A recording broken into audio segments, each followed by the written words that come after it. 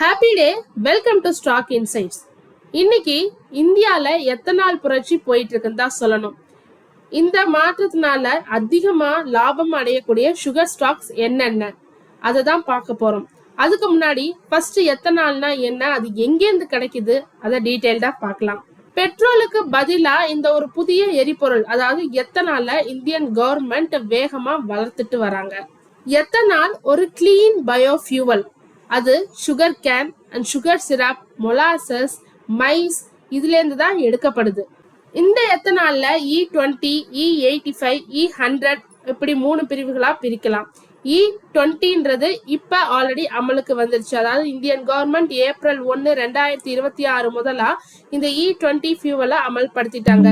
இப்ப வர பெட்ரோல் பேங்க்ல 80% பெட்ரோல் அண்ட் 20% எத்தனால் இது ரெண்டுத்தையும் மிக்ஸ் பண்ணி தான் நம்ம வண்டிக்கு கொடுக்கறாங்க. மெயின் ரீசன் ஆயில் இம்போர்ட்ஸை கம்மி பண்ணணும், ஏர் பொல்யூஷனை தவிர்க்கணும், விவசாயிகளுக்கும் யூஸ்ஃபுல்லா இருக்கணும், கிரீன் எனர்ஜியோட சப்போர்ட்.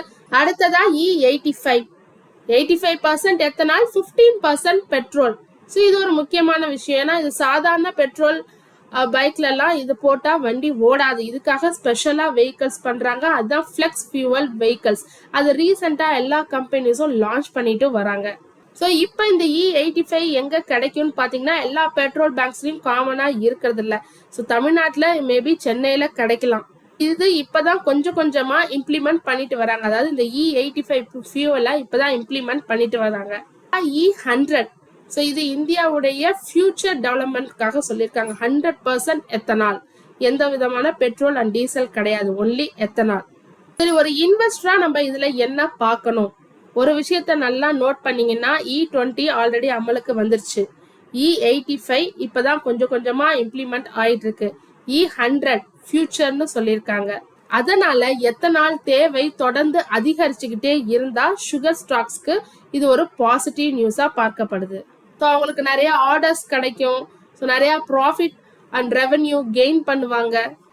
இதனால இப்ப எந்த சுகர் ஸ்டாக்ஸ்க்கு ரொம்ப பயனுள்ளதா இருக்குன்னு பார்க்கலாம். ஒரு சுகர் ஸ்டாக்ஸ் எடுத்துக்கிட்டோம்னா அதுல எத்தனால் கெப்பாசிட்டி அதிகம் ப்ரொடியூஸ் பண்றவங்களா இருக்கணும், புதிய மாடர்ன் டிஸ்டிலரி வச்சிருக்கணும், டெப்ட் கம்மியா இருக்கணும், ஸ்ட்ராங் கேஷ் ஃப்ளோ இருக்கணும், தொடர்ந்து கெப்பாசிட்டியை எக்ஸ்பேண்ட் பண்ணுவாங்களா அப்படின்றதையும் நம்ம பார்க்கணும். அப்படிதான் ஒரு சுகர் ஸ்டாக்ஸை செலக்ட் பண்ணணும். இப்ப சில கம்பெனிஸ், இந்த லிஸ்ட்ல வரக்கூடிய சில கம்பெனிஸை பார்க்கலாம். ஃபர்ஸ்டா பல்ராம்பூர் சீனி மில்ஸ் 1050 KLPD. KLPDனா கிலோ லிட்டர்ஸ் பர் டே. ரெண்டாவதா 1250 கிலோ லிட்டர்ஸ் பர் டே கொண்ட ஸ்ரீ ரேணுகா சுகர்ஸ். மூணாவதா திரிவேணி டர்பைன் 860 KLPD கெப்பாசிட்டி.